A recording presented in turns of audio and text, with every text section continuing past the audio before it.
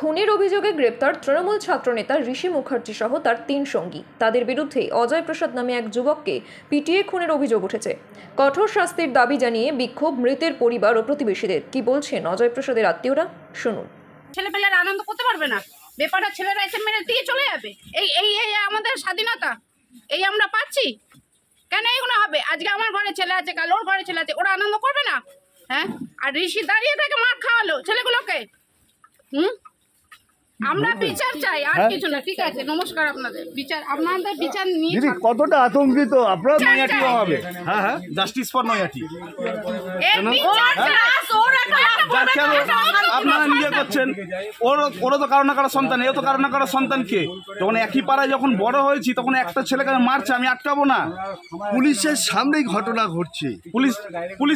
পুলিশের ব্যাপারে বলতে পারবো না।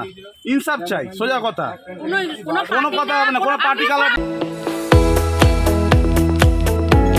আপনারা দেখছেন ইউএন লাইভ, বাংলা খবরের শেষ কথা।